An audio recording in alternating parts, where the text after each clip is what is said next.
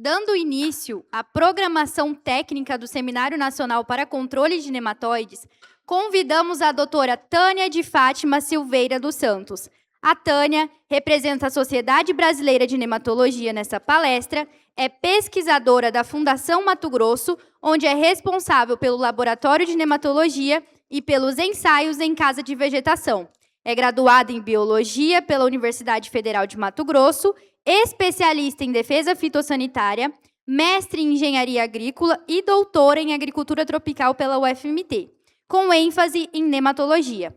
Atua na área de nematologia, com experiência em taxonomia de fitonematóides, avaliação da resistência de cultivares e eficácia de nematicidas químicos e biológicos. E, nesse espaço, abordará o tema qualificação e credenciamento de laboratórios. Com a palavra, doutora Tânia. Bom dia, pessoal. Gostaria também aqui de chamar a Tatiane Zambiase para fazer parte, junto comigo, nessa palestra que a gente vai apresentar aqui para vocês. Para complementar o tema, então, convidamos a mestre Tatiana Sheila Zambiase, que é engenheira agrônoma, mestre em agricultura tropical pela Universidade Federal de Mato Grosso e presidente da Associação dos Nematologistas de Mato Grosso. Atua na área de nematologia, com foco em manejo de fitonematóides em culturas agrícolas, especialmente soja, milho e algodão, integrando pesquisa aplicada, desenvolvimento de tecnologias e difusão técnica no agronegócio. Com a palavra, então, mestre Tatiana e Tânia. Obrigada.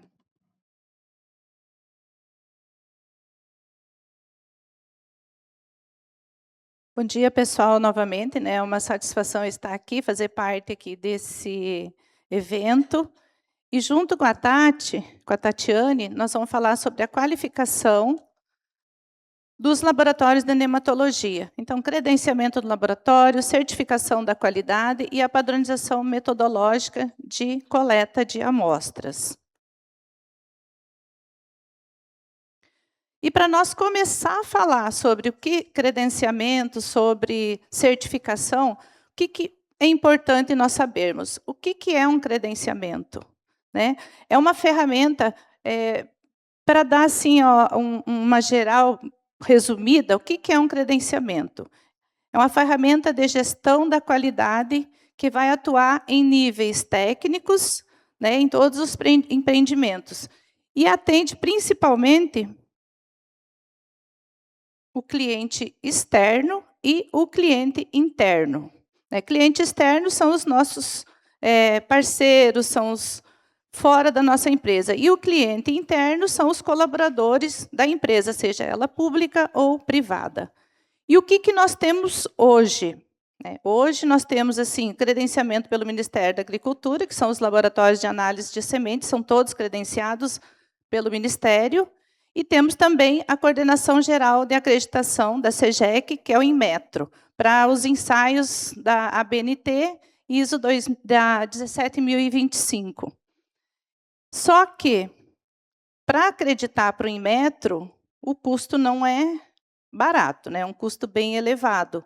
Eu vou falar um pouquinho, né, sobre essa acreditação, o que ele rege, como que são as normas, né, bem resumida também, para que serve. Então, a ISO 17025 é uma norma que estabelece os critérios para aqueles laboratórios que desejam demonstrar competência técnica e possuem também um sistema de qualidade efetivo que são capazes de produzir resultados tecnicamente válidos. Então, tem todos os procedimentos, tem instruções de trabalho, tem toda uma gestão de qualidade, que eu já falo um pouquinho na frente ali, quais são os principais documentos que precisa.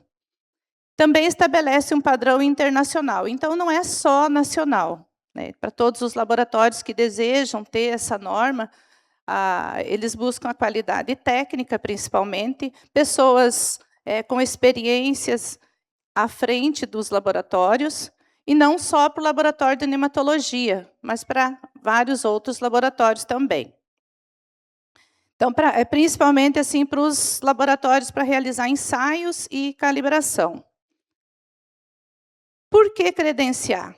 Não é só o preço. Claro que vai interferir em preço, mas a gente fala também na questão da qualidade. Como que eu vou garantir a qualidade? Como eu vou garantir a qualidade do meu trabalho, né? Prestar bons serviços, analistas competentes e instalações adequadas. Tudo isso está dentro desses documentos aqui, ó. Manual da qualidade descreve o sistema de gestão e todos os elementos. Então, como que é o funcionamento? Procedimentos da qualidade descrevem as atividades individuais, o que, quem, quando e como.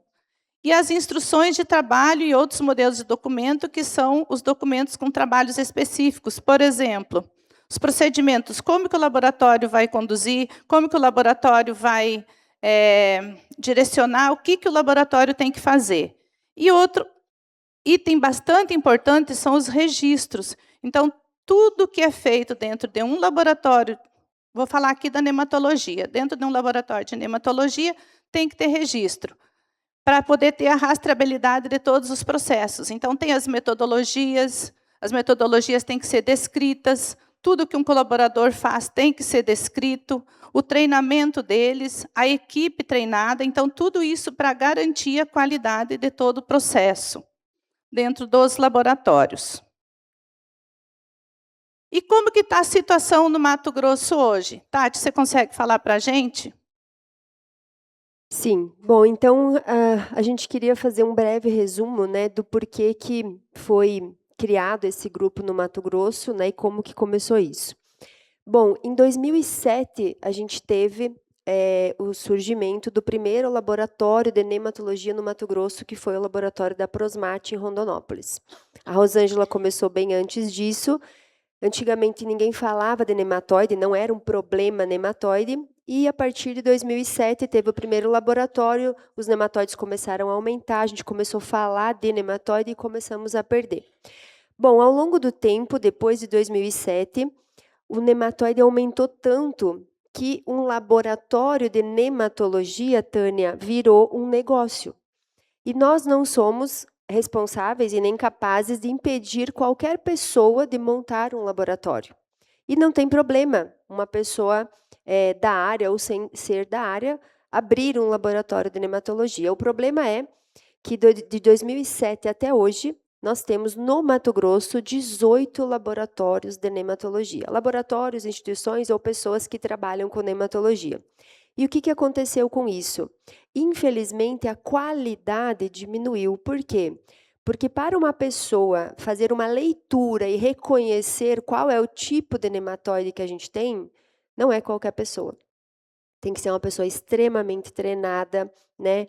Tem que ser uma pessoa que sabe de morfologia, de taxonomia, e isso virou um negócio e, infelizmente, com pouca qualidade. E aí, o que a gente fez? Em 2011, a gente fez a primeira reunião, Tânia, lá em Rondonópolis, onde a gente conseguiu reunir todas as pessoas, ou a maioria das pessoas que trabalhavam com nematologia, tá? E aí foram reunidos laboratórios, né, de Primavera, de Sorriso, de Rondonópolis, de Cuiabá, de Barra do Garça, Sapezal, Sinop, Santa Carmen, Campo Verde, várias instituições, para a gente começar a pensar no que a gente podia fazer para aumentar a nossa qualidade. Por quê? Porque quem nos questionava era o produtor. Por que, Tatiane, que eu peguei um laudo seu e deu um resultado e eu peguei um da Tânia e deu outro? Então, vocês duas são incompetentes. E aí a gente começou a pensar nas formas de diminuir esse erro, né? E aí a primeira coisa que a gente fez, pode passar, Tânia, por favor? A primeira coisa que a gente fez foi do questionário. Mais um? Aqui. Primeira coisa que a gente fez foi elaborar um questionário para as 18 instituições pedindo como que elas faziam essa análise de nematóide, porque a gente tem uma metodologia. Porém, essa metodologia foi descrita lá atrás e uma centrífuga, por exemplo, que a gente utilizava lá atrás, não é igual a de hoje. O açúcar é diferente, o caolin é diferente, né? E o liquidificador é diferente.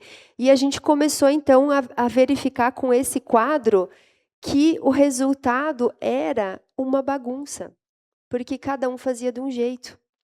E aí, o que a gente fez? Foram feitas 56 tipos de testes diferentes entre todos nós, né, Tânia, para verificar o que era melhor. Qual é o melhor tipo de açúcar, qual é o melhor tipo de caulin, qual é a potência do liquidificador que a gente tem que usar, quantos litros de água a gente vai colocar na análise, quanto que a gente vai pedir para o produtor, 5 gramas, 200 centímetros cúbicos de solo, e tudo isso foi testado e avaliado. Para, no final, a gente tentar engessar o máximo possível. Por quê? Porque se o Pedro quisesse abrir um laboratório de nematologia, você ia pegar aquele manual, Pedro, e você ia olhar lá e ia cumprir exatamente o que estava escrito lá. E a chance de você errar era menor. Talvez isso não seja a coisa mais correta, mas foi uma opção que a gente achou na época para tentar diminuir o erro e aumentar a qualidade do nosso trabalho, né? Então, aí que surgiu o GRIN, Grupo de Estudos em Nematologia do Mato Grosso, e o nosso objetivo inicial foi esse. Foi padronizar as metodologias, inclusive o laudo. Então, hoje, todo mundo trabalha com 5 gramas de raiz, todo mundo trabalha com 200 centímetros cúbicos de solo. O nosso laudo é padrão para quê? Para quando o produtor receber o laudo de qualquer laboratório, ele ter um resultado pelo menos parecido. Isso que a gente entende que, mesmo fazendo isso, pode dar diferente, porque é uma característica do nematóide, do alvo, né, que a gente trabalha. Então, essa foi a ideia do GRIN.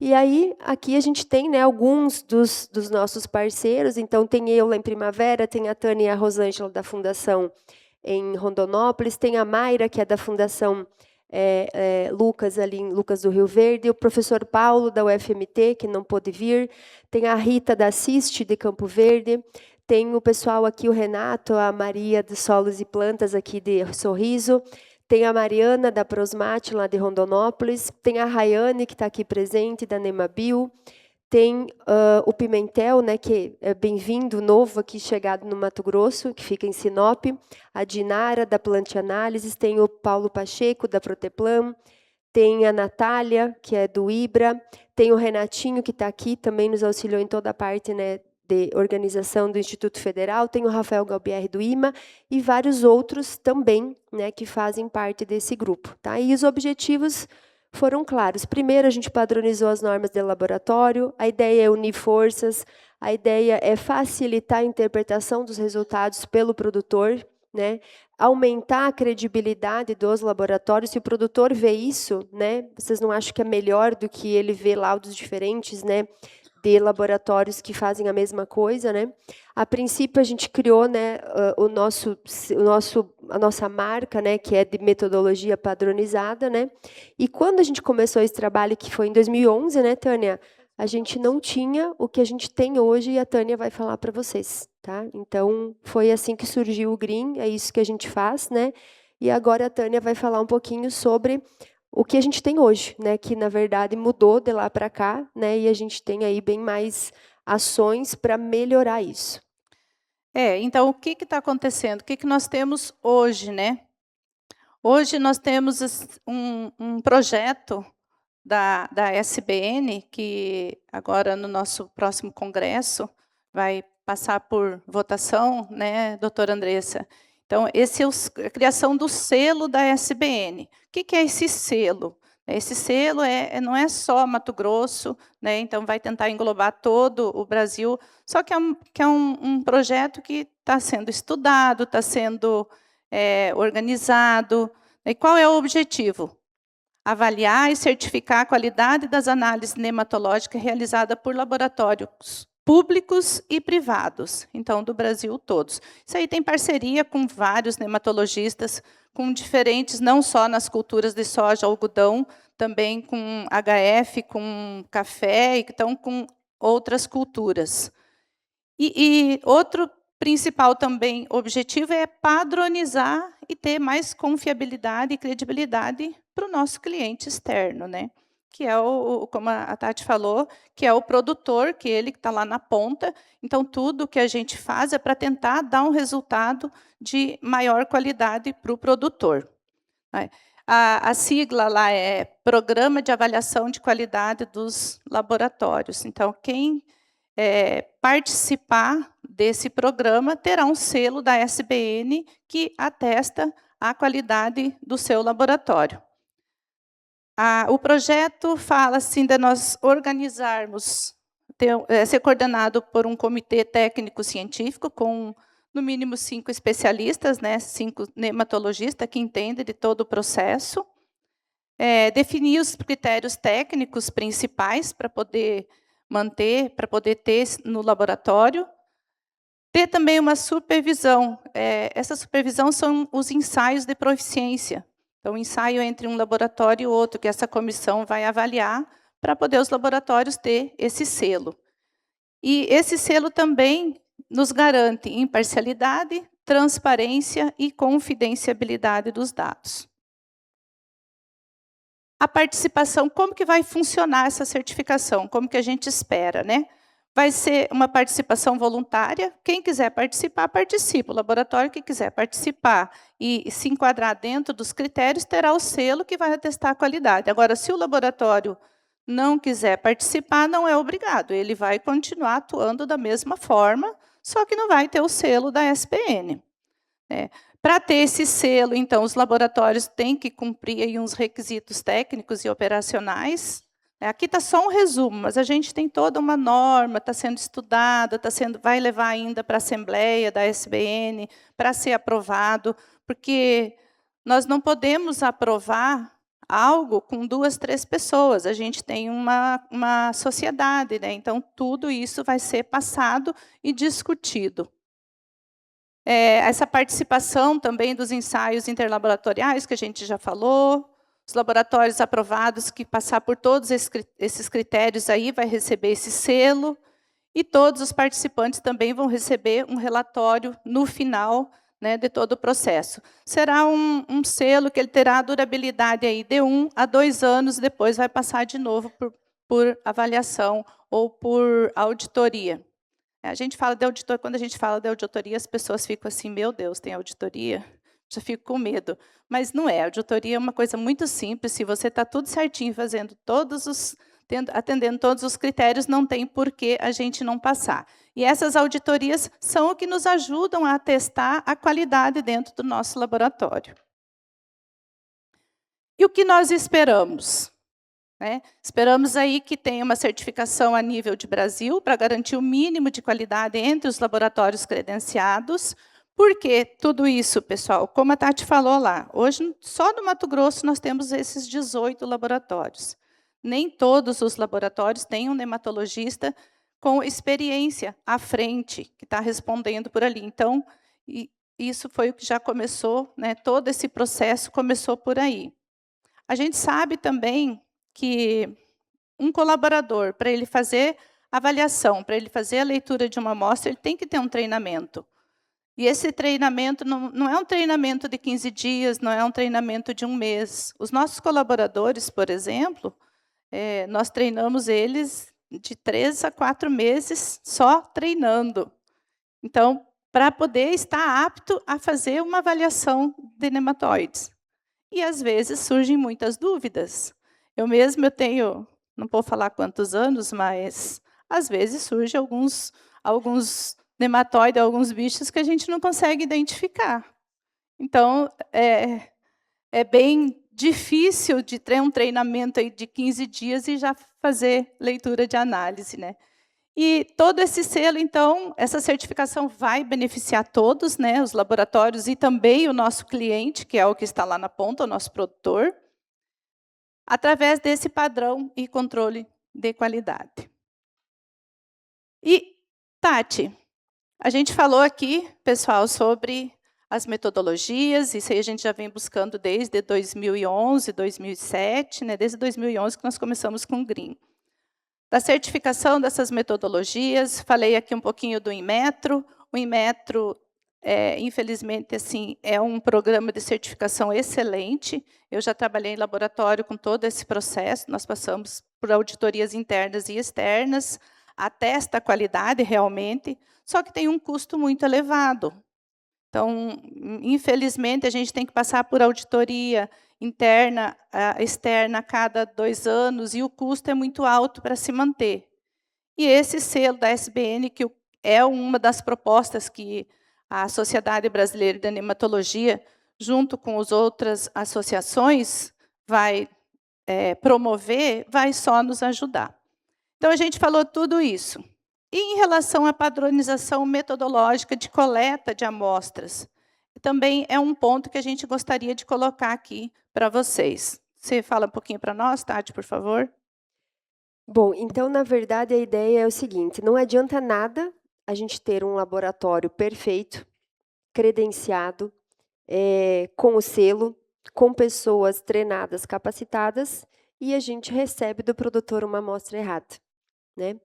E essa perca gigantesca que a gente tem, o primeiro passo para a gente poder escolher o que a gente vai fazer é saber qual é o nematóide que eu tenho na minha área. Qual é o nematóide, qual a quantidade, qual o gênero, qual a espécie, qual é a raça. E a gente, por incrível que pareça, recebe muita amostra errada. Se a amostra está errada, se a pessoa coletou errado lá no campo, se ela mandou errado para o laboratório, a gente vai ter um resultado bom, mas que não reflete o que tem no campo.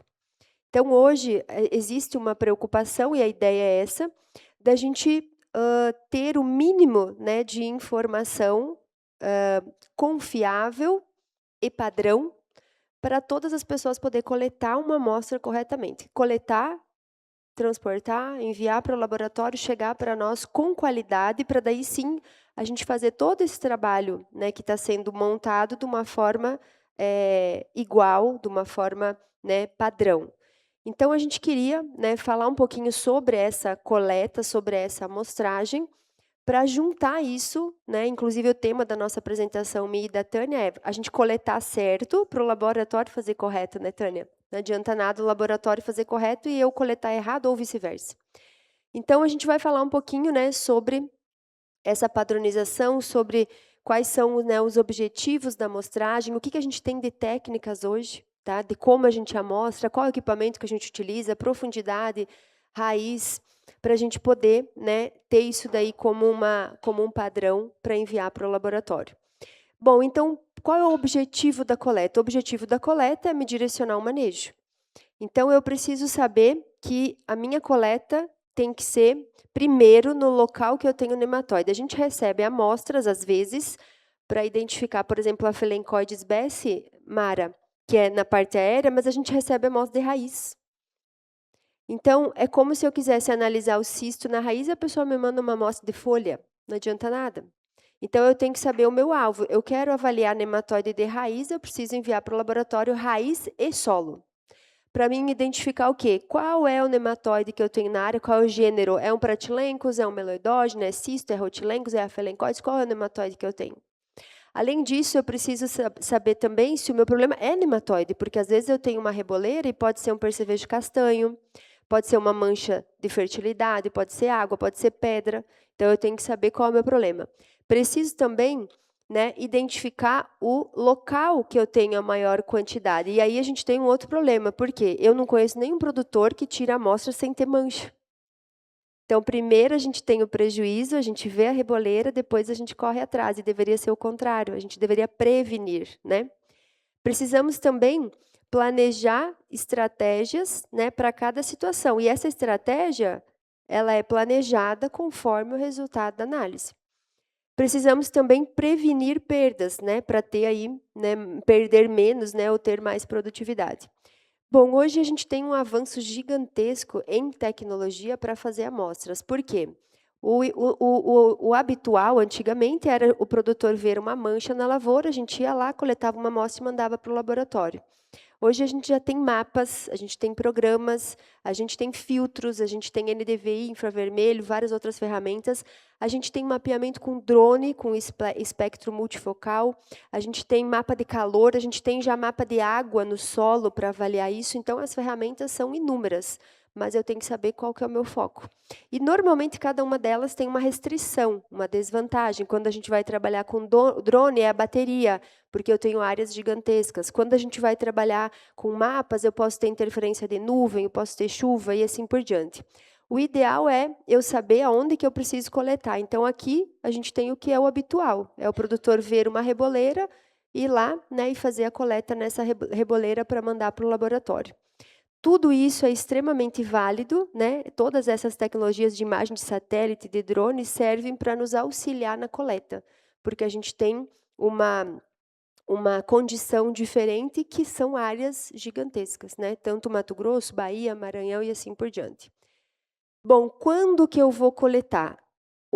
A amostra ela é sempre coletada numa safra para a gente ter o resultado para outra. A gente não tem tempo hábil de coletar na soja, naquela reboleira, ter um resultado para fazer alguma coisa na soja. Então, a gente normalmente coleta na soja, a gente vai ter o resultado para a nossa safrinha, no caso aqui do Mato Grosso, né, ou para a safra seguinte. Então, por isso que a gente colocou, né, que as amostras são coletadas num ciclo anterior, né, a um novo plantio, e aí sim eu vou ter o resultado em tempo hábil, né, para mim poder interpretar esse resultado e escolher o manejo. Bom, também a Tânia vai mostrar alguns trabalhos sobre a época, né, de coleta, que a gente indica aqui, fazendo reprodutivo, e a Tânia vai mostrar para vocês o porquê, né, dessa condição de fazer no reprodutivo. Alguns pontos importantes, né? Então, hoje a gente está falando, e a nossa especialidade, né, Tânia, é soja, milho e algodão. Mas a gente não entende nada de café, a gente não entende nada de citros, de HF. Então, esse manual ele precisa ser direcionado, Omar, para quem mexe com café, para quem mexe com cenoura, para quem mexe com goiaba. Então, ele tem que ser um manual padrão. A coleta de raiz para café, por exemplo, Andressa e Santino, com certeza é totalmente diferente disso daqui. E a gente não entende nada, mas a ideia é que seja montado um manual, né, um documento que qualquer cultura que o produtor tiver na área, ele saiba pelo menos as condições mínimas para fazer uma boa coleta. A variedade é importante a gente saber, é importante a gente ter aí a condição de umidade de solo. A gente tem várias pessoas que coletam amostra de solo aqui no Mato Grosso junto com a de fertilidade, que é coletada na época da seca. E na época da seca, a gente tem menos nematóide, não adianta nada, né? Às vezes, para facilitar o processo. Compactação de solo, tipo de solo, textura de solo, cobertura que eu tenho na área, matéria orgânica e vários outros pontos que a gente precisa observar para fazer, né, uma boa coleta. E aí, Tânia explica para nós por que coletar no reprodutivo é melhor. Pessoal, qual é a melhor época de coleta?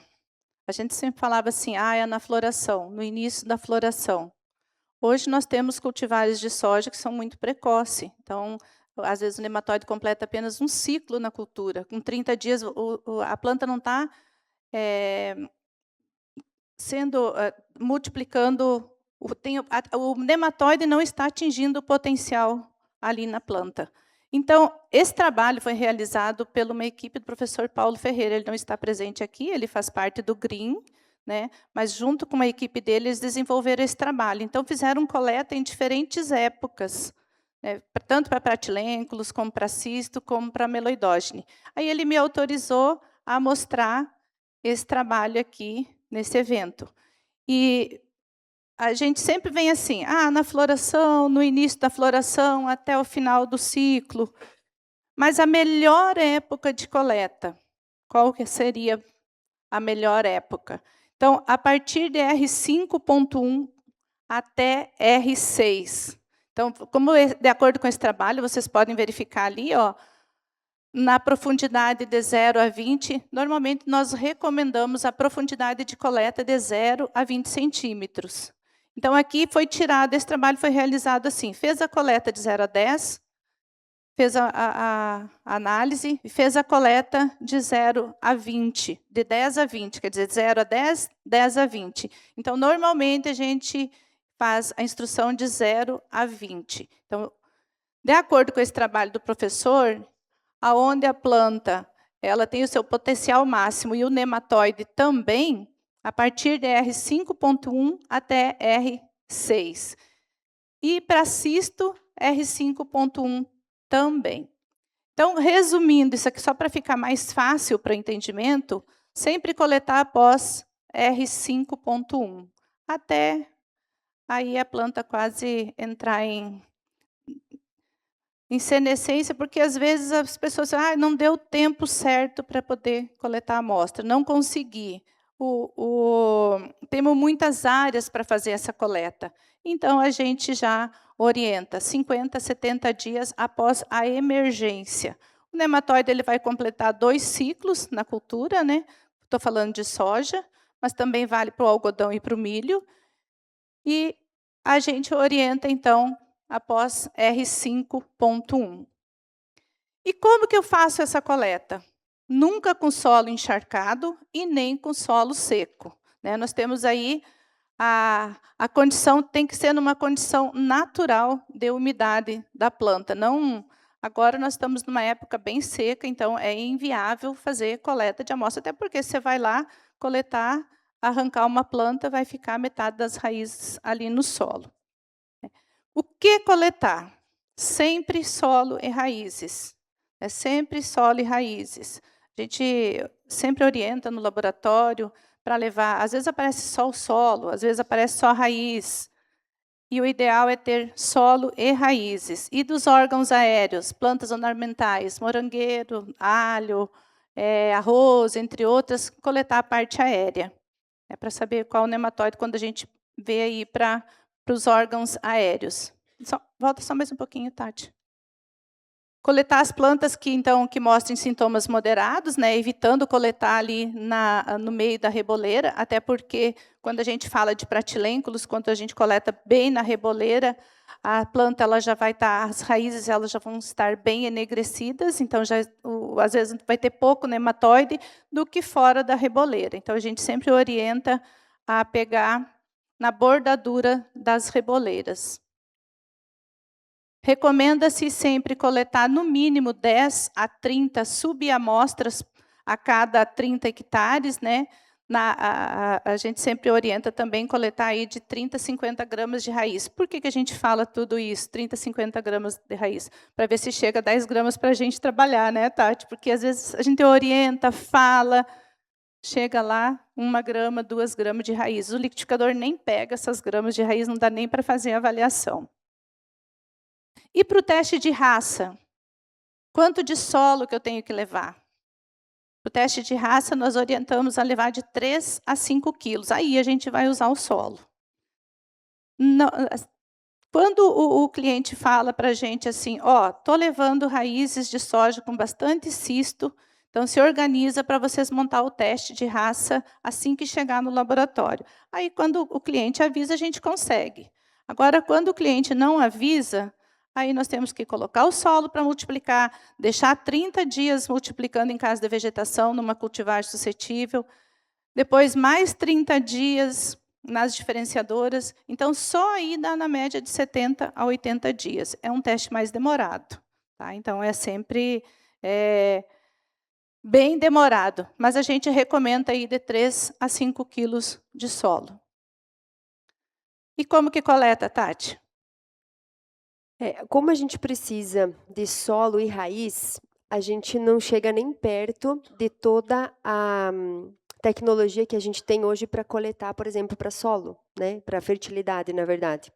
A gente não consegue usar sondas, a gente não consegue usar quadriciclo, aliás, até consegue para se locomover, mas a análise ela é bem arcaica, né? A gente precisa coletar aí, pode ser com uma pá de corte, pode ser com uma enxada, pode ser com enxadão, mas o que a gente precisa fazer? A gente precisa garantir que a gente vai coletar essa porção de solo, né? Então, a gente vai tirar de uma lateral, vai tirar da outra lateral, para tirar tudo isso daqui junto e mandar para o laboratório solo e raiz, né? Nunca arrancar a planta, nunca puxar, tem nematóides que ficam grudados, né? Ficam aderidos na raiz, então nunca puxar a planta. Sempre colocar em sacos de plástico, a gente recebe muita amostra, né, Tânia, em papel, daí o solo chega tudo seco, então sempre em plástico. E essa raiz precisa ficar acondicionada no meio do solo para ela não secar, né? Então, essa é uma metodologia que a gente utiliza, que a gente recomenda para fazer para as grandes culturas, que é o nosso foco aqui no Mato Grosso. Sobre preparo, né, e o envio da amostra. Então, normalmente são várias amostras, né? Dificilmente é 1 ou 2 amostras. Então, a gente recomenda, né, coletar essa amostra, de preferência colocar em caixas de isopor, não deixar essa caixa dentro da carroceria da caminhonete, não deixar no sol, deixar num ambiente, né, com temperatura ambiental. Mandar essas amostras o mais rápido possível para o laboratório, principalmente porque a gente coleta no período de chuva, Então, essas amostras encharcadas, a raiz apodrece, né, muito rápido. E aí a gente tem, né, no GRIN, o nosso laudo padrão é 200 centímetros cúbicos de solo para a gente fazer análise. Então, a gente pede para mandar 500 gramas de solo no mínimo. E a gente pede aí de 10, de 30, 50 gramas de raiz para a gente poder trabalhar com a 5, né, que é o padrão nosso, tá? Raiz grossa, uma pivotante, por exemplo, a gente descarta, a gente não analisa, é só as raízes mais, né, finas que a gente tem aí uma maior quantidade de nematóide. Tânia, e aí fala para nós sobre a importância, né, da gente ter uma análise, ter uma amostragem bem feita.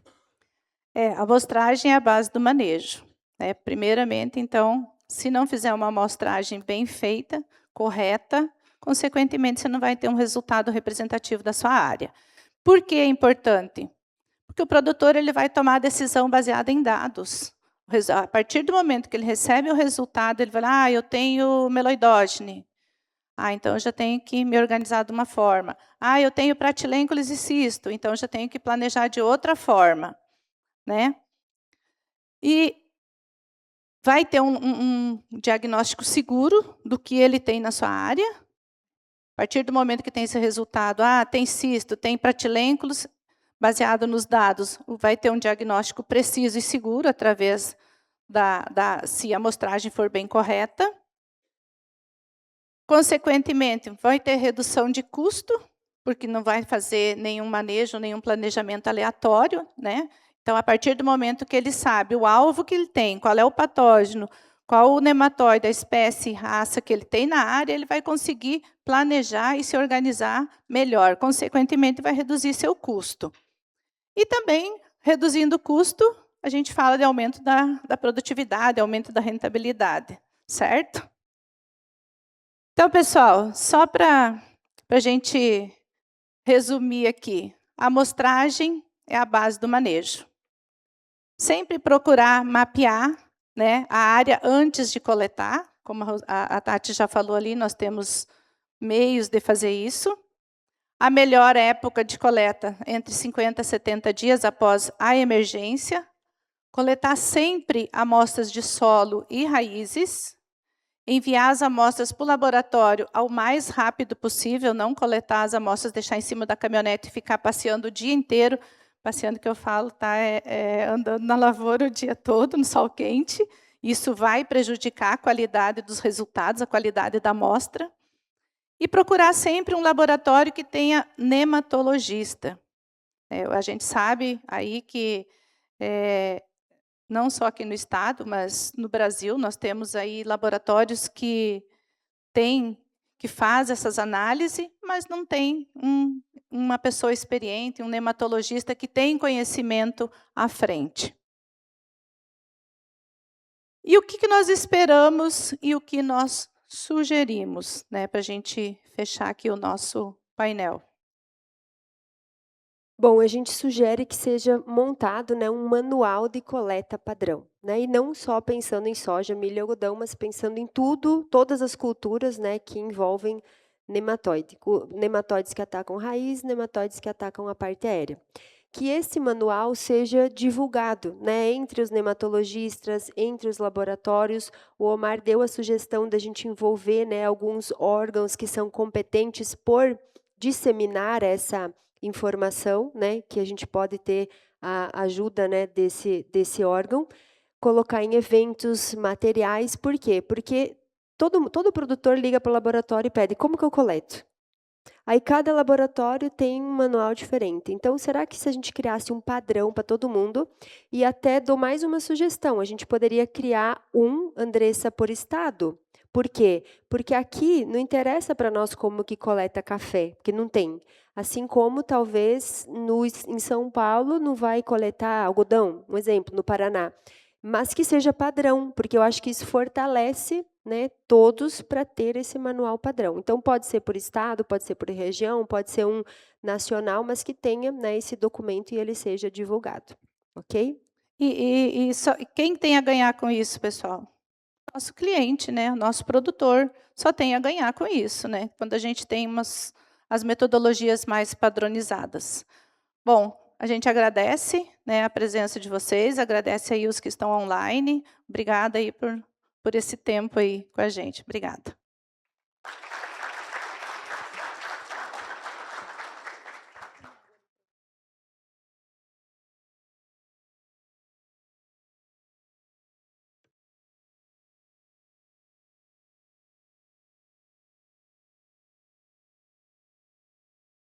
Agradecemos às palestrantes pela valiosa exposição e abriremos agora 30 minutos para discussões técnicas e manifestação dos participantes, presenciais e virtuais, sobre os temas apresentados.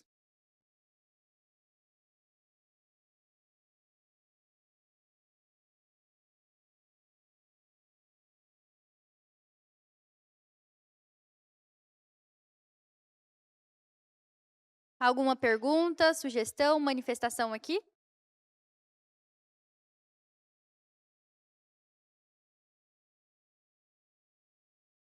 Bom, parabéns, meninas, pela apresentação. Só para reforçar, então, algumas coisas que vocês comentaram, a gente já captou. Essa criação do manual mesmo, eu achei interessantíssimo, e a gente pode ter um documento acessório do selo para ser um documento oficial da SBN, e talvez criar por culturas, grãos, café e citros, por exemplo, que são perenes, um para cana, um para sementes, que a gente, muito tempo, não tem como coletar, como amostrar essas sementes de forrageiras, por exemplo, para ver a questão de afelencoides e outros nematóides. Então, isso está captado, e eu acho que muito do que vocês apresentaram aqui vai nos ajudar enquanto selo, inclusive as metodologias que vocês já padronizaram, já está tudo captado lá com a gente, e a única situação do selo é que a gente vai ser, como a Tati e a Tânia comentaram, vai ser mais abrangente, porque a gente representa uma sociedade que tem diferentes culturas, diferentes regiões, e talvez regionalizado vocês consigam padronizar e ter selos regionais também, padronizar laudos e metodologias, e enquanto selo SBN a gente consegue abranger mais culturas, mais regiões. Vai ter o pessoal de arroz, de frutíferas lá no sul, que a gente já vai ter reunião lá também, eles já estão preparando materiais semelhantes. Tem o Grupo Norte e Nordeste, que também está se reunindo, lá tem a parte de grãos, mas também tem culturas que a gente nem imagina, por exemplo, açaí, dendê, como é que a gente coleta nessas culturas, como é que a gente analisa esse nematóide que está lá.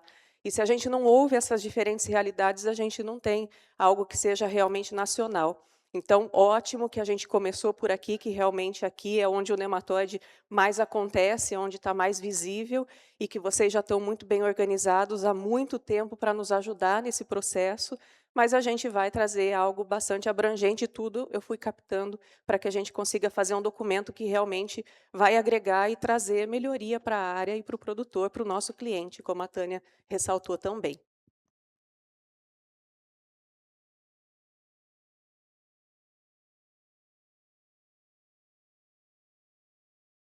Eu fico contente porque já percebemos que estamos dando passos à frente. Eu não disse um passo, eu disse passos. Eu sugeriria que, nesse contexto, nós trabalhássemos o que nós chamaríamos, talvez, de regras, não de nematóides, mas para nematóides, porque envolveríamos regras de forma geral, que tivesse, de alguma forma, direta ou indiretamente, a ver com o nematóide em si. Então, seria talvez algo muito relevante, à semelhança do que nós trabalhamos nas regras de análise de sementes. Algo padronizado institucionalmente, oficialmente, e que seriam regras a ser realmente obedecidas por quem opera no setor. E aí, nesse contexto também, eu diria que nós teríamos que trabalhar, sim, a divulgação do que vier a ser estabelecido como RAM, digamos, regras para nematóides, alguma coisa assim, e que nós poderíamos contar, talvez, com um grande apoio. Um apoio que é de fundamental importância, que seria do Senar. Aliás, o Senar está disposto pelo que eu já percebi, a trabalhar com divulgações que sejam de interesse da sociedade, na área agrícola, obviamente. E se nós trabalharmos essa ideia e propormos ao Senar, eu acho que nós obteremos um grande resultado em função de um trabalho de parceria com o Senar e com as instituições, que eu diria as associações que representam as classes dos setores produtivos, que podem sim dar essas grandes contribuições em divulgando todas essas regras junto aos seus associados, enfim, a todo o setor que está envolvido, direta ou indiretamente, na área de produção agrícola, indistintamente quando nós falamos de culturas. E ainda, só complementando, em relação a credenciamento, nós já trabalhamos essa ideia em Mato Grosso, de fazermos uma norma em nível de Estado para que nós conseguíssemos, sim, a obrigação para que todo laboratório tivesse um padrão mínimo exigido e necessário para operar. Mas, infelizmente, em nível de Mato Grosso, nós não conseguimos essa regulamentação e talvez seja o caso de nós trabalharmos uma ideia para que haja, quem sabe, amanhã ou depois, algum regramento em nível nacional. Doutor Pedro, pode ir. Complementando essa última fala do Dr. Omar, eu acho que é muito interessante o selo e a certificação dos laboratórios, mas é possível ou tem algum órgão competente para fiscalizar laboratórios que não sigam os padrões mínimos de qualidade? Porque a gente tem que olhar muito o lado do produtor, que ele tem tantas outras coisas para se preocupar, às vezes, ele vai coletar e vai mandar para algum laboratório que se dispõe a fazer análise. E muitas das vezes ele não vai olhar se esse laboratório tem essas certificações. É laboratório que analisa, ele vai mandar. E muitas das vezes ele vai ter um mau resultado disso, né? Acho que foi muito importante que vocês falaram o padrão de análise. Eu acho que para qualquer coisa a gente precisa analisar parte da coleta, né? Se não for a coleta bem feita. Mas essa parte, se cabe algum órgão regulador a fazer esse tipo de fiscalização e, às vezes, até mesmo para combater que tenham novos laboratórios que não sigam esses padrões. Posso falar, Tânia? Pode falar. Esse assunto... Bom dia a todos. Meu nome é Santino, eu atualmente sou secretário da Sociedade Brasileira de Nematologia e desde 2019, quando ainda era nosso presidente o professor Ricardo Moreira, essas discussões vinham acontecendo dentro da SBN e uma das questões que surgiram ali foi a seguinte: o profissional que está habilitado de maneira global é aquele que possui CREA, tá? Como em algumas outras questões. A gente também tem biólogos, né, que aí o CRBio tem lutado para que eles possam assinar como responsáveis técnicos também. Eu não sei como é que essa questão de regulamentação funciona, porque isso foi uma discussão que a gente teve lá em 2019. E, à época, a orientação jurídica que nós tivemos é que nós, enquanto sociedade científica, não temos poder, como seria, vamos dizer assim, poder de polícia, de ir lá e dizer que aquele laboratório é um laboratório que não funcione, que está inadequado. Porque uma vez que aquele profissional tenha o CREA e que ele esteja... Eu estou falando de CREA por uma questão de uma informação daquela época, né? Mas eventualmente CRBio e outros conselhos de classe que permitam a ele o exercício dessa profissão, que inclusive é de uma lei antiga que foi revisada, acho que a questão de 5 ou 6 anos, esse profissional está habilitado. Ele não precisa sequer ter especialidade em nematologia, ele não precisa ter visto nematóide nenhum dia da vida dele, ele pode ir lá e abrir um laboratório que está tudo certo, ok? Então, isso é o ponto de vista legal. Então, como na época nós não podíamos atuar sobre essa questão legal, então, na época, se iniciou essa discussão de como a SBN poderia trazer um selo de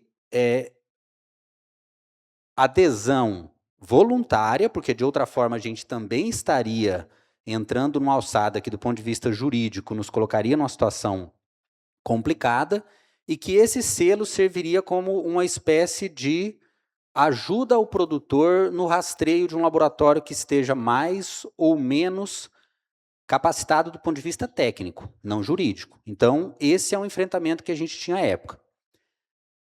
Essa fala sua nos traz novamente essa questão. Nós podemos novamente fazer um estudo jurídico de qual seria o tipo de ação que poderia ter nesse sentido, mas a gente sempre vai ter o fato de que nós não podemos influenciar no livre direito de atuação profissional de um profissional que está habilitado do ponto de vista jurídico. Então, por isso que em todos os momentos a gente sempre tem tratado o selo como um processo de adesão. Eu acho que o próprio grupo aqui do Mato Grosso é assim, né, Tânia e Tatiane? A adesão aqui também é voluntária, né? Então, assim, o laboratório não participa do grupo. Então, esse laboratório não tem a chancela do grupo como alguém que segue aquelas regras, mas ele pode atuar normalmente. Então, tem essa dificuldade. Tem algo diferente que vocês executem aqui? Não, ou... é isso mesmo. A gente estava até falando aqui que você perguntou também quem fiscaliza, né? O mapa, que eu comentei lá no início, ele fiscaliza laboratório de sementes, de nematologia não. Então, não tem nem nada assim que obrigue o mapa a ir lá fiscalizar ou fazer auditoria, algo nesse sentido. O que nós tínhamos e temos hoje já a 17.025, que é o Inmetro. Aí sim, o Inmetro ele fiscaliza, tem auditoria interna e externa, e se ele tiver, mas é igual você falou, como que o produtor ele vai saber se aquele laboratório é credenciado ou não, se aquele laboratório tem qualidade ou não? Infelizmente, não tem como o produtor saber, a não ser que ele mande a amostra e que ele conheça, vamos dizer, o responsável que está à frente do laboratório. É isso mesmo, né? Que pelo menos assim, dos anos que eu tenho aí de experiência em laboratório, é isso. Eu trabalhei muitos anos na Prosmate. E lá nós colocamos também a gente credenciou pelo Inmetro, então a gente tinha fiscalização do Inmetro, na área de nematologia. E sim, hoje, Santino, o CREA, igual você falou do CREA, né, quem tem o CREA, mas não importa se tem o CREA ou não, porque algumas universidades que formam os agrônomos nunca viram um nematóide na vida. O CRBio hoje também, ele faz essa parte, né, os biólogo, agrônomo e engenheiros agrícola, por exemplo, mas também na biologia mesmo, o que eu vi na biologia na época? Apenas os vermes humanos. Né? Então, a gente tem que se especializar, tem que fazer uma especialização, nós temos que divulgar. Por isso que a gente já veio com essa ideia do green, com a ideia do selo, porque nós, juridicamente, legalmente, nós não podemos obrigar. Não posso obrigar, você vai abrir seu laboratório, você vai fazer o que você quiser na sua empresa. Né? Assim, eu penso que qualquer empresa, qualquer ramo que você abrir, não tem quem que vai te obrigar de fora a ter uma obrigação a fazer de uma determinada forma. Né? Essa parte assim, da gente ter uma obrigação, ou o laboratório tem que fazer dessa forma, é um processo muito delicado, e são tempos de estudo para fazer isso. Assim como a gente já vem há alguns anos já estudando e fazendo testes e provando, e né, junto com a SBN, o GREEN, né, nosso grupo regional de estudos em nematologia, surgiu já por conta disso. Então, a gente preocupa com isso, nós estamos preocupados.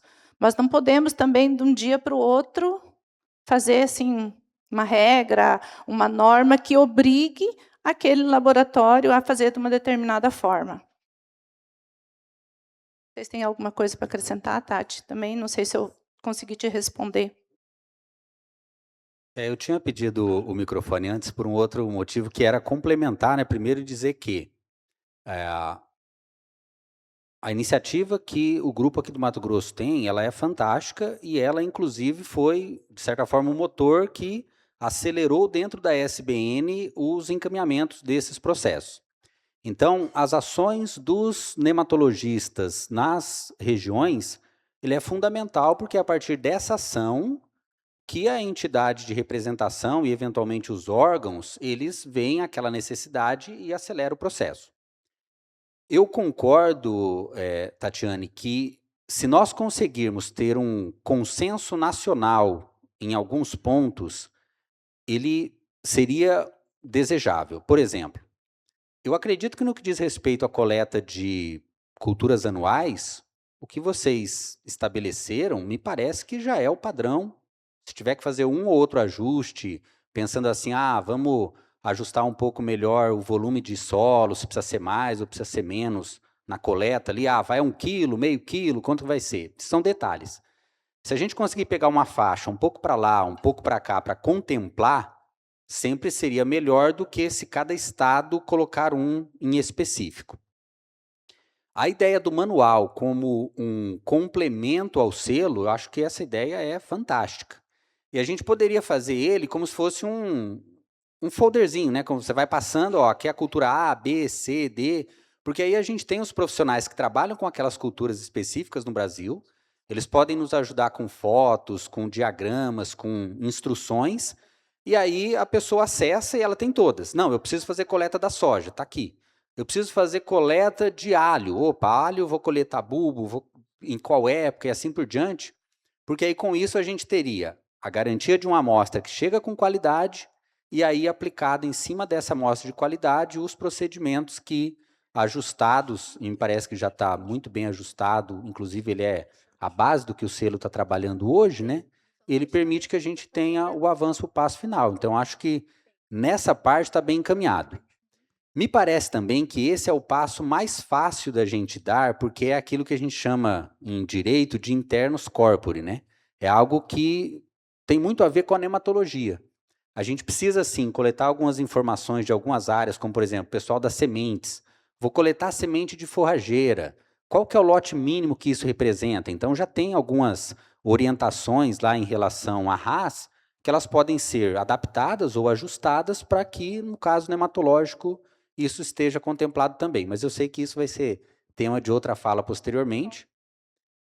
Para mim está bem maduro. E parabéns pelo trabalho e organização de vocês.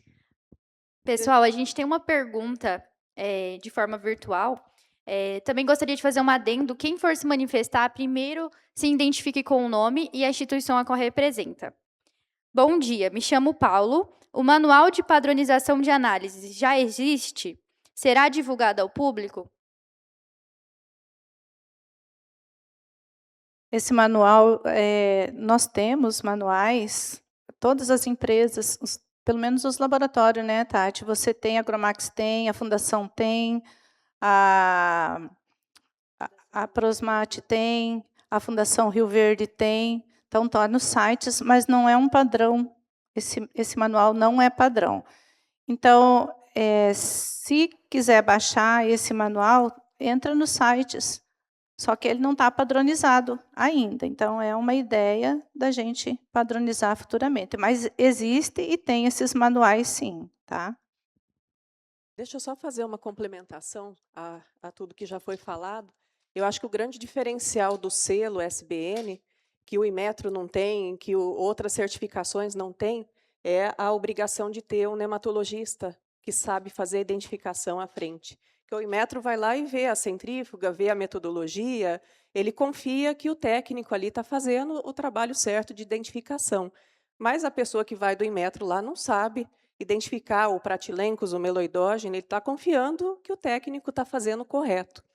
E quando a gente criar o selo, vão ser visitas aleatórias, assim como a gente tem em outras áreas, e a comissão vai lá e a pessoa vai ter que mostrar se realmente sabe identificar. Nós vamos levar amostras conhecidas e vamos colocar a pessoa lá que é o responsável técnico, que é a equipe vai ter que dizer, é um pratilencos, é um rotilencos, é um cisto, porque realmente esse é um dos principais entraves que a gente tem. Porque não adianta nada a gente padronizar a metodologia, todo mundo fazer igualzinho, mas a hora que chega lá na frente, a pessoa não sabe diferenciar o que é um pratilencos, o que é um rotilencos, o que é um afelencoides. Então, eu acho que o grande diferencial que vai dar um salto de qualidade realmente para os laboratórios é a necessidade de ter o nematologista à frente, até para a gente se proteger e conseguir realmente melhorar a qualidade do que é entregue para o produtor.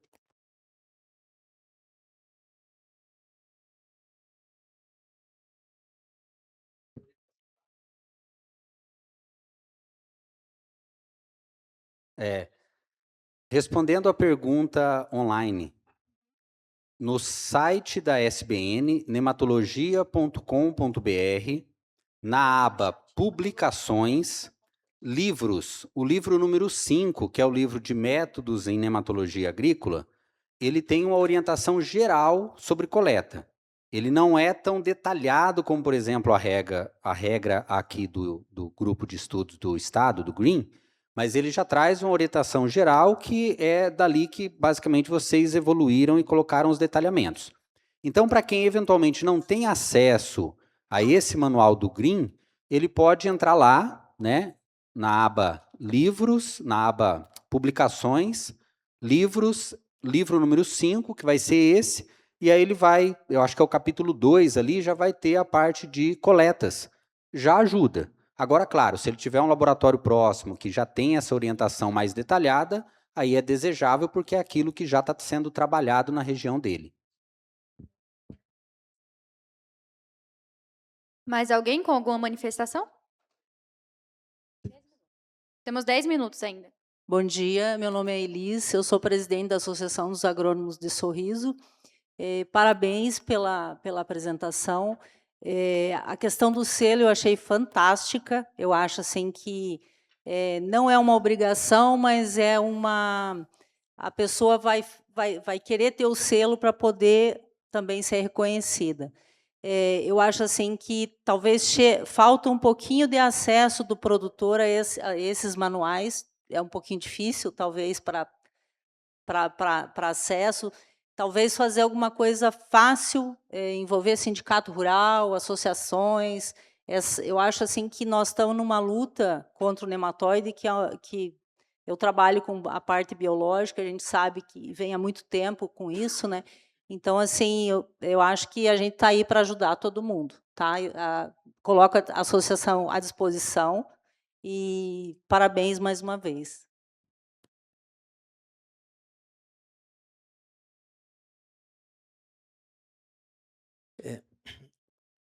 É importante destacarmos que esse seminário tem um outro formato.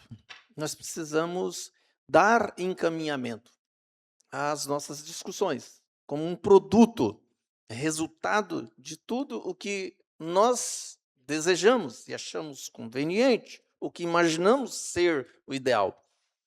Assim sendo, nós precisamos, antes de encerrarmos esse painel, darmos assim, um direcionamento para o que é que nós queremos como ação prevista dentro do Plano Nacional de Controle de Nematóides.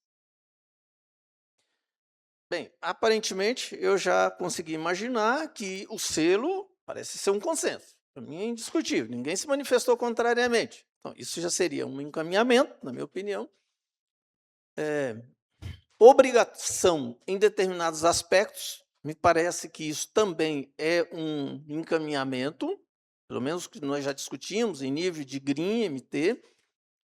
Só que eu sei que existem aspectos que precisam de obrigatoriedade, mas outros não. Então, eu diria que talvez seja o caso de nós prevermos como ação que a SBN, através da sua assembleia, que delibere, é uma proposta, tá, gente? Eu não estou impondo isso, que proponha, que delibere sobre os itens ou os aspectos que precisam ser de obrigação e os que seriam, digamos, objetos de, ou melhor, ao contrário, né? Que a SBN, através da Assembleia, designe os itens de obrigação, ponto final. O restante poderia ficar por conta de acreditação, pelo selo da SBN. Então, ficaria assim, essa minha proposta, não sei se os senhores concordariam, mas nós precisamos dar encaminhamento e fica aí essa sugestão. Seria isso mesmo? Omar, a parte do selo, para mim, já está bem definida, que é o que a SBN está fazendo. Já está encaminhado, já vai ser pauta do próximo congresso, né, que vai acontecer agora em setembro. A questão do manual, a minha sugestão é que a SBN faça um pedido para cada especialista, por exemplo, de cada área, Andressa e Santino, para propor, né, um manual com um prazo, né? A pessoa vai colocar lá equipamentos, como que é a amostra e tal, e isso pode ser um anexo do selo por cultura e consultando um especialista de cada área. Então, eu acho que como ação desse tema meu e da Tânia, o selo está ok, e o manual é um pedido que eu imagino que quem tenha que fazer isso é a SBN, pedindo para cada especialista de cada cultura. Essa é a minha sugestão, Omar. Sim, mas e o que seria de cunho obrigatório? Não tem como ser obrigatório Nada? por nada. Mas Porque nem o como que- credenciamento, como nós discutimos dentro de Mato não, Grosso, então não hoje o tem. entendimento já é diferente. Não é que é diferente, é que a gente não tem como obrigar ninguém a fazer isso. Não, o credenciamento, estamos falando. Como Mas nós tínhamos previsto dentro de Mato Grosso. Mas como que o credenciamento vai ser obrigatório? Eu Pra vou operar. obrigar a Tânia a credenciar o laboratório dela? Isso, como nós tínhamos previsto, como proposta de projeto de lei, inclusive em Mato Grosso. Não, se for um projeto de lei, sim, mas a gente não conseguiu isso, né, Não, Omar? não, mas a ideia é trabalharmos, é interessante que fique assim, vamos pelejar para conseguirmos um projeto de lei, uma norma, de repente não precisamos nem de lei, pode ser que nós já consigamos inserir essa obrigação dentro de algum regulamento federal, dentro de algum decreto. Mas e daí por que nós vamos fazer isso no Mato Grosso se a SBN vai fazer o selo? Não seria em Mato Grosso, aí seria Nacional. em âmbito nacional. Tudo que nós conversamos aqui em âmbito nacional. Ó, o que nós já tínhamos, e aquele projeto de lei que nós tínhamos aqui no Estado, com o Green, e que nós levamos, né, é sobre a metodologia. Né? E hoje nós temos metodologias claras, mas nós queríamos uniformizar. A gente trabalha no laboratório de nematologia com metodologia, com técnicas que são,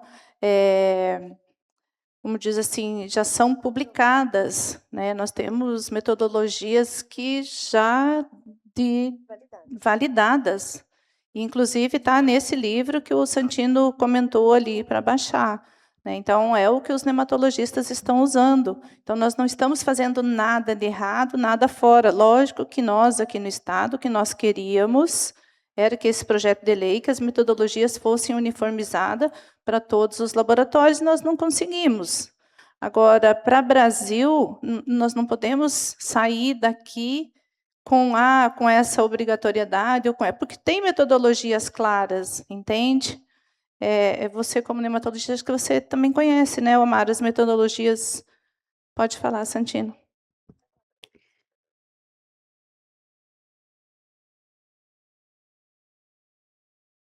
O problema de legislação é o engessamento. Recentemente, eu fiz contato porque eu tinha interesse em cadastrar o laboratório em relação à análise nematológica de sementes, porém apenas sementes forrageiras, semente de arroz, semente de gramíneas, que são sementes que eventualmente podem ter problema com nematóides. A resposta é: você tem que cadastrar para tudo e nós não temos nenhuma regra específica para análise só de nematóide. Eu falei, não quero saber das outras coisas. Nós não temos especialidade nas outras coisas e não temos nenhum interesse. Segundo, para eu atender apenas nematóide, eu tinha que fazer a estrutura para atender todas as outras coisas, mesmo que eu não quisesse. Então, eu particularmente já expressei isso em outros fóruns, sou contrário à questão desse tipo de regulamentação em lei, porque a gente sabe também que a lei, quando ela vai para votação, ela sofre interferência de entidades de interesse, e que é normal, cada entidade de interesse vai lá e vai, de acordo com o contato que ela tem, trabalhar para que aquele texto fique mais ou menos adequado ao seu interesse. Enquanto o selo SBN, nós temos como trabalhar ele exclusivamente por um caráter técnico, e que a única exigência básica para a adesão seria, olha, eu tenho um nematologista na equipe, e aí ele vai receber as suas amostras lá, como, por exemplo, a gente tem um selo de solos, que não é uma lei, e que o Brasil hoje aderiu porque eles foram vendo que aquilo tinha qualidade, era uma acreditação que um laboratório fazia ao outro, virou uma rede, e eu acho que hoje não tem nenhum laboratório de solos que não faça parte daquela rede. Então, eu prefiro acreditar que o selo SBN ganhará, com o passar do tempo, essa característica, do que acreditar que uma legislação, correndo o risco de sofrer interferências não desejáveis, seja mais solução.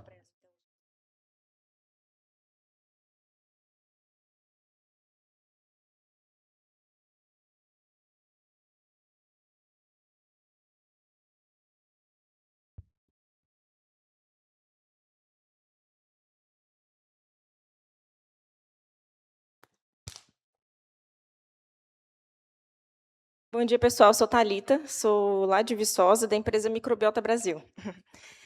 Então, talvez tivesse como, Omar, colocar uma espécie de certificação dentro do CIPEAGRO, né, para aqueles laboratórios que realmente queiram mostrar até para o seu cliente que ele tem uma certificação federal, né? Isso já tem para inoculantes e para controle de qualidade de bioinsumos, né? Então, o que acontece? Só que, por que as empresas têm o CIPEAGRO, né? A empresa que eu trabalho tem CIPEAGRO. E por quê? E por que a empresa que eu trabalho tem CIPEAGRO?